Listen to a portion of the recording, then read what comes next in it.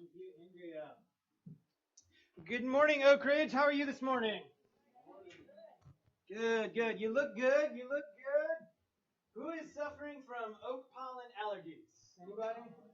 All right. Our family is right there with you. I've got a little cough. We'll see if that affects us. My poor daughter, I think, is dealing with it the worst, but we're all in it together. It is February in Central Florida, and the oak is raining down upon us. Well, we are in the middle of a series talking about what it takes to be people of faith. The author of Hebrews defines faith for us as confidence in what we hope for and assurance about what we don't see. Confidence in the things that we hope for, assurance about the things that we don't see, at least not yet. And the author of Hebrews in chapter 11 will spend the chapter giving all of this list of names, these examples of people of faith. And the tendency that we have is to place people like that up on a pedestal. And to say, like, these are super holy people, and they are people of great faith. And we do this in our lives, right? We put sometimes pastors or people who sing or who are missionaries. We put them on these pedestals like they're different than us. But really, God calls each one of us, Jesus calls all of us to be people of faith. And each one of the examples that we find listed in Hebrews 11, they are not perfect people. Sometimes it's one step forward, two steps back, 5 steps forward, 2 steps back. But they keep moving on faith, believing that God has something for them. So we've talked about some of these guys. We've talked about Abel, who gave a righteous offering.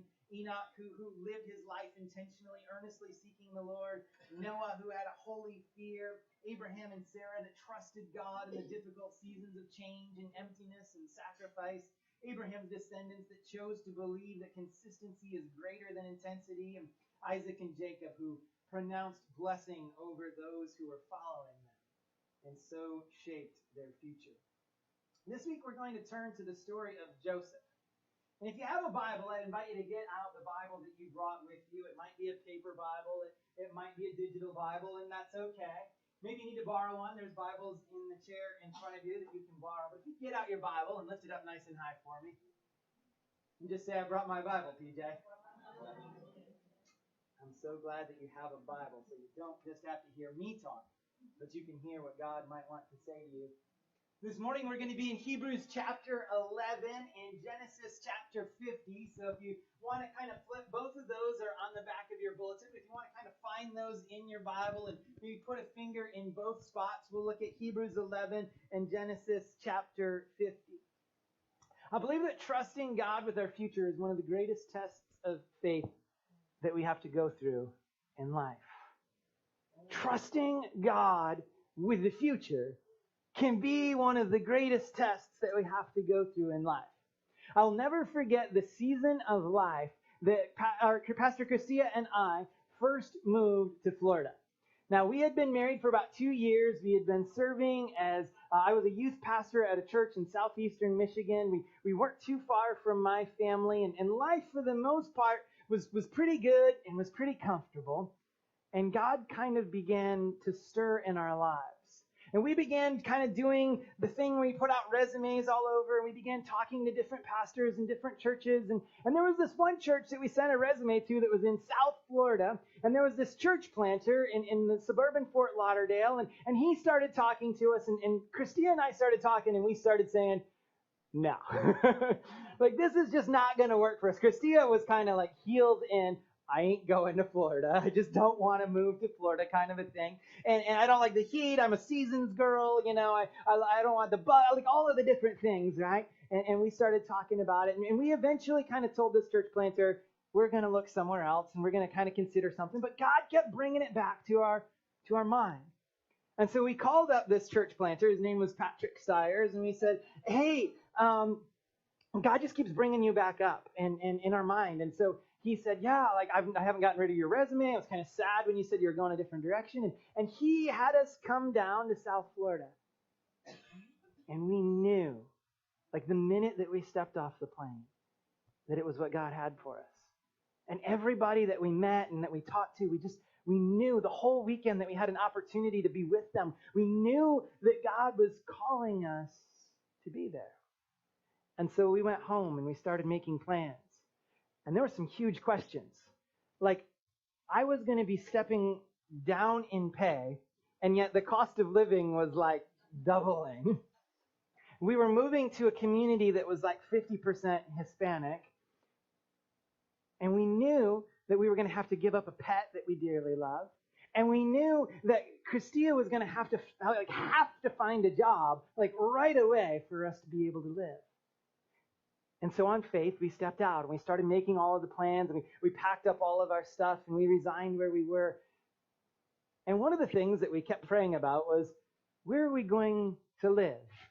Because we looked at a bunch of apartments, we looked at a bunch of places, but none of them really became clear as this is what God had for us. And so like the months go by, the weeks go by, and 24 hours before we have the moving truck coming to pick up all of our stuff and drive to somewhere in Florida, we finally got a phone call where we were able to learn that there was a family in the church that was going to be renting their condo to us, and we knew where we would live. We got to South Florida, and we were praying and praying hard, and Christia started going door to door to door to like every business in the community. And one of those businesses, practically as soon as she walked in, the boss was like, I want to hire you. Like, you've got to go through the process, but I'm so excited for this. And God just kind of worked everything out in the end. But I'll never forget those days and those weeks leading up to it, knowing God has called us to do something. He's called us to step out in faith. He wants something for us, but we have no idea where we're going to live. We have no idea how we're going to live. We have no idea what this is going to be like. We only know that God knew. And we chose to put our future in His hands, and trust Him with what we couldn't yet see. You ever been in a place like that? A place where you don't really see the future, and yet God is calling you to trust Him with tomorrow? Maybe life has taken you through a season of difficulty with your job, where finances were tight. Or maybe you had a season of difficulty or a strained relationship with a family member, and you weren't quite sure how it was all going to work out. Maybe God gave you the opportunity to step into a new role serving in the church, and you felt inadequate. You felt like, God, there's no way I could ever live up to what I'm supposed to do in this role. Maybe you can remember holding a child in your arms, your child or a grandchild, and seeing that innocent face staring up at you and knowing that it was your role as a parent to guide them into a future that you didn't quite understand. Sometimes we look to the future with a measure of uncertainty, and God calls us to be men and women of faith, to be sure of what we hope for and certain of what we don't see, to know, even when we have no specifics, that above everything else, tomorrow belongs to Jesus. He's there, and He's with us. So I want to pick up with you at Hebrews chapter 11, verse 22. This is what Hebrews says about Joseph. It says, by faith, Joseph, when his end was near, spoke about the exodus of the Israelites from Egypt and gave instructions concerning the burial of his bones. Now again, the author of Hebrews assumes that as the reader, you are intimately familiar with these stories, that you have been memorizing the Torah since you were a young child, and that you know all of these stories. But maybe you don't. Joseph is a guy who is a very major character in the Old Testament. The book of Genesis will spend 14 chapters recounting the events of his life. And much of it is what you and I would probably consider a story of powerful faith. Jacob, Joseph's father, had married 2 sisters, and he had fathered sons with each of them, as well as with their servant girls, 4 women in all. Joseph was the 11th of 12 sons born to Jacob, and he was the firstborn son of Jacob's most beloved wife, Rachel. Rachel died while giving birth to Jacob's 12th son, Benjamin. So Joseph, the 11th son, is the firstborn of the beloved wife. And he becomes Jacob's favored son. And he loves Joseph. And Jacob dotes on Joseph. And Jacob gives Joseph this vibrantly colored coat, the Technicolor dream coat. And so Joseph is strutting his stuff, walking around his brothers. He is the favored son. And then to make matters worse for Joseph, Joseph starts to have dreams. And Joseph believes in these dreams that he is going to be elevated above his brothers and he's going to have authority and they're going to bow down to him. And like an ignorant little boy, he decides he's going to tell his 11 other brothers about this dream. He's the 11th brother, which means 10 of them are older than him. And if you're laughing, you might have an older brother and you might know what it would be like to tell them, someday you're going to bow down to me. I had a dream. Don't I look good in my pretty coat that Dad gave me? So the brothers, they cannot stand Joseph. They're ticked off. They're jealous. And they take him out. They beat him and they throw him down in a well. And the brothers want to kill him. I want to get rid of this kid. He has just been a thorn in their side for their whole lives. But Reuben, the firstborn, he says to them, guys, but we shouldn't kill Joseph. Let's save his life. Let's sell him off as a slave. And we'll just tell Dad that he died, and that way we still don't have to deal with him. So they do. And Joseph is sold as a slave, and eventually he winds up a servant in the house of Potiphar, an Egyptian official. And he begins to work in Potiphar's house. And God blesses everything that he does. And Potiphar's finances go up, his flocks are doing well, his house is the cleanest. Everything in Potiphar's life is getting better because God is blessing Joseph's hand. Except for Potiphar's wife kind of has a thing for Joseph. And Potiphar's wife looks at this handsome, young, blessed guy, and she begins to try to seduce him. And she tries day after day after day to get Joseph to sleep with her. But as a man of integrity, he denies her every time. One time while they're alone, she even grabs the clothing that he's wearing and he runs away from the house with nothing on just to get away from Potiphar's wife. And when Potiphar comes home, she fabricates this whole story that Joseph had tried to take advantage of her. And Potiphar, he was furious, has Joseph thrown in prison. But while he's in prison, he begins to serve and to do what he's supposed to do in prison. And God again begins to radically bless and favor everything that Joseph does, so that the keeper of the jail, the warden of the jail, puts Joseph in charge of the other prisoners, and he pretty much lets him run the prison for him. At some point, while Joseph is in prison, the king becomes upset with his officials, his cupbearer and his baker, and he throws them into prison. And they have dreams. And they're worried about their dreams. And one day they're just kind of conversing and they're sharing with Joseph what their dreams they've had are. And Joseph is enabled by God to interpret their dreams. And he says to the cupbearer, your dream means that you will be reinstated. And that very shortly the king is going to put you back in the position that you had. And to the baker, you will very shortly die and the king will have you executed. And both things come to pass. And Joseph had asked that the cupbearer would remember him and that he would favor him and he'd help him get out of prison. But for 2 years, the cupbearer forgets all about Joseph. Until the king, Pharaoh, starts to have dreams himself. And they start to worry him and he starts to look for, how can I figure out what these dreams mean? And as Pharaoh is talking about it, the cupbearer finally goes, oh yeah. Back when I was in prison, I met a guy who told me what my dreams were. Maybe you should talk to him. And so Pharaoh does, and he talks to Joseph, and he gets Joseph out of prison, and Joseph rightly interprets Pharaoh's dream that the land of Egypt and all of the surrounding territory, it'll have 7 years of abundance, followed by 7 years of severe famine. And Pharaoh is so impressed with the interpretation, he says, Joseph, you're in charge.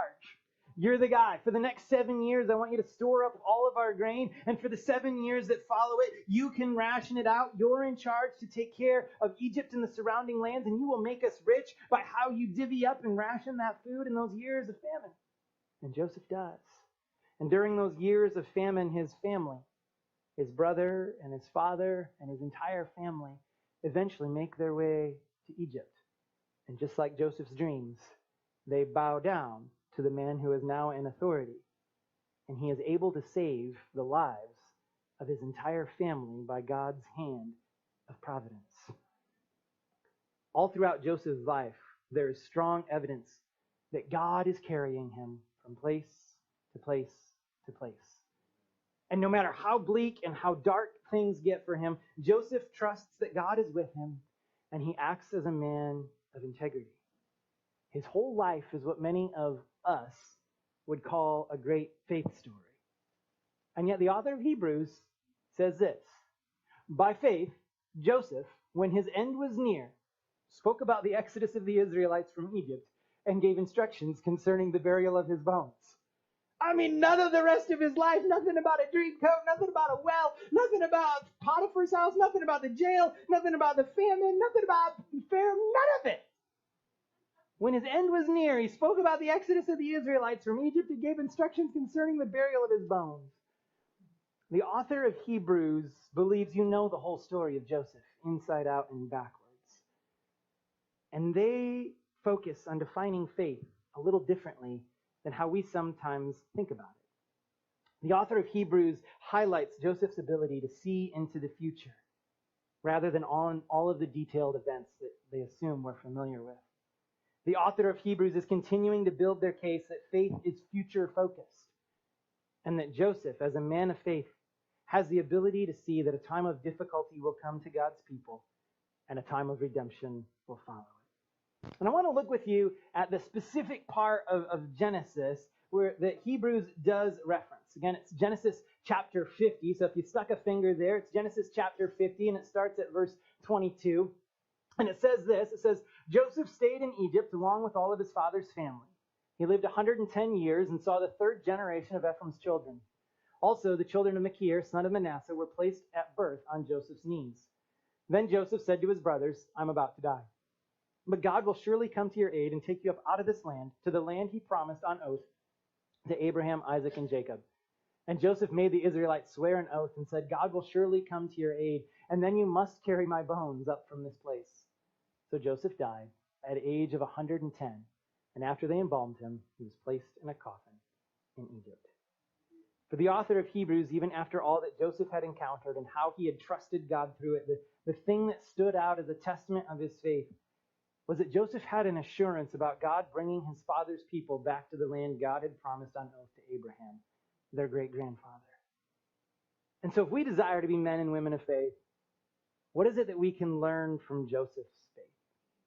3 things I'd like to share with you. First, his faith was grounded in God's promise. His faith was grounded in God's promise. Joseph knew that God had promised the land of Canaan to Abraham and his descendants. And so Joseph knew on faith that God would return his people to that land. It says in Genesis 24, Joseph said to his brothers, I'm about to die, but God will surely come to your aid and take you up out of this land to the land he promised on oath to Abraham, to Isaac, and to Jacob.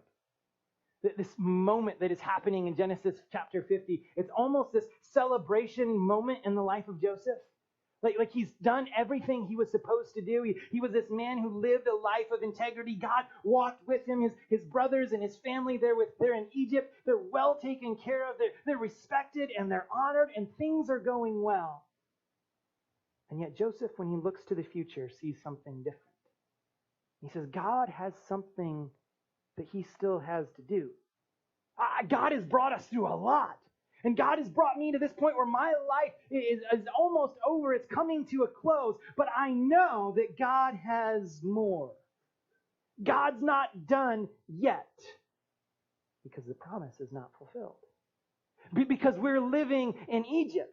And as good as things are for us in Egypt, as much as God has brought me and my family through to take us here to Egypt, God's promise was not Egypt. And his faith, his ability to look forward into the future, to see that God is not done, even though things are good now, even after all the bad that we walk through and the good that we're experiencing now, God's not done here. This isn't it. This isn't all that God has, because God has a promise. And so I believe on faith that he has something that he's still up to. Joseph trusted God for help. He'd seen God's help so many times in his life. And he knew that if God promised something to his people, that he was able to bring it about. Joseph knew that God would never leave or abandon his people, but he would come to their aid. He says it twice in Genesis 50. God will surely come to your aid. God will surely come to your aid. Joseph knew, this man of God who throughout his life had experienced God walking with him time and again. He knew that God would come to their aid. Whatever it was that God was going to do, whatever the future was going to hold, there was going to be this time when God would help his people once again to get to the promise that he had for them. And Joseph trusted God for help. And his faith allowed him to take part in a future he would never see. Joseph wanted to be a part of God's promise to Abraham. Most of Joseph's life, he lived in Egypt. Sometimes as a servant, sometimes in prison, and sometimes as second in command of the entire nation. But I got to imagine that Joseph never forgot his childhood. That something in the heart of Joseph remembered the days living in Canaan where he wore his coat and he was his father's favored son. And I got to believe that there was a part of Joseph that always longed to return back to his childhood days. Though he knew that he would never personally return and experience the land of his ancestors again, he never gave up believing in God's promise to his people. And he wanted to do whatever he could to be a part of it. And so he said, "You must carry my bones up from this place. Swear on an oath to me that when God comes and God fulfills the promise, this thing that is in the future, the thing that I want to be able to be a part of, but I know that my life is coming to an end and I will never see the fulfillment of it, I want you to promise me that you will carry my bones up there so that even though I can never see what God is doing, I can still take part in the plans that God has." What promise has God made to you that the enemy might be trying to steal away to get you to give up your faith on? If God is a God of promises, and if faith means being grounded in God's promises, the enemy who comes to steal, kill, and destroy would rather do nothing than to get you to doubt the promises that God has. To get you to focus only on what your circumstance is, only on where you're at. And maybe that circumstance is dark and it is difficult. Maybe you find yourself in a cistern or a servant or in prison of some sort. And you feel trapped by your circumstances and it is dark and it feels like every time I get a leg up, I'm brought back down. And you begin to feel like there is nothing that God wants to do for tomorrow. And yet he promises things. Like, I have plans for your good, plans for a hope and a future, plans to prosper you and not to harm you. Maybe you're walking through life and something has happened in a relationship, or something has happened at work, or something has happened where you feel like, I'm alone. And I don't know where to go. I don't know who to talk to. I feel completely abandoned. And yet God promises in his word, never will I leave you. Never will I forsake you. I am Emmanuel. I am a God who walks with you. What promise has God made that the enemy is trying to steal away and get you to give up your faith on? Let me encourage you. Don't give up on God's promises. He lists so many of them in his word. And maybe you've forgotten some of those promises because you just haven't spent enough time reading them. But let me encourage you again. My words are pretty meaningless, but God's words have a lot of merit and weight and hope for your life. And God makes so many promises to you. Don't let the enemy steal what God has promised, but allow your faith to be grounded that the promises that God has, he still has. And maybe like Joseph, you've gotten to a point in your life where you feel good and you're taken care of and you're settling in. Maybe it's the end of life and it's that season where you're thinking, I've got less time left than what came before. And things are pretty good and I'm pretty comfortable and maybe I'll just coast. But God says, I still have something yet to do. While you are here, there's still a hope and a future. Don't just get comfortable, but look forward to what I still want to do. What are you struggling to trust God with? What area of your life are you afraid that God might not be able to come to your aid. Joseph, in his faith, says, I know that God will come to my aid. I've seen it time and time and time again. And he tells his brothers and he tells his family, God will surely come to your aid. For the things that he has yet to do, God will be there if you will continue to trust him. And let me remind you that whatever you're struggling to trust God on, he is trustworthy and he is able. And I would also ask you this morning, what are the steps of faith that God is asking you to take next in your life? Those actions that you take today might just allow you to be a part of the future, even a future you may never see firsthand. Joseph believed on faith that God had a promise, that God was going to come to the aid of his people, and that God would return them, and that he would do something. And so Joseph said, I'm going to take a step of faith today. I'm going to declare to you that when God does what God has promised, I want you to allow me to be a part of it.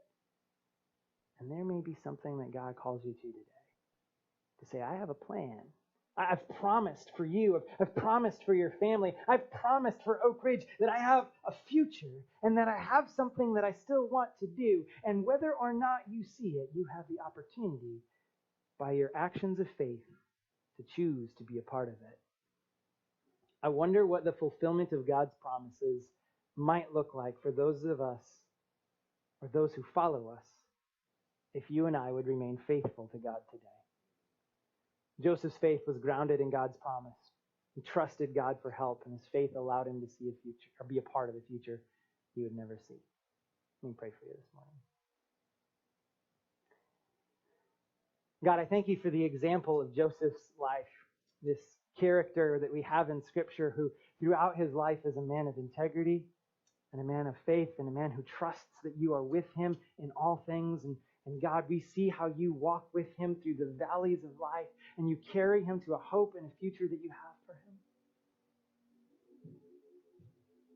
And God, even at the end of his life, he chose not just to coast, but to trust that God wasn't quite done, that the promise wasn't completely fulfilled. And there was still work to be done, still trust to be held on to, faith to lean into. And so, God, my prayer for us today is that we would be men and women of faith. That like Joseph, we would trust you and trust your promises and trust the future. And that we would lean into what you're calling us to do. And that you would find us faithful. In Jesus' name, amen. I want to thank you so much for joining us today at Oak Ridge Wesleyan Church. We would invite you back next week. Hope that you'll bring a friend or a family member or somebody from work or your neighborhood with you. Hope you have a great week. Go with God, and God bless.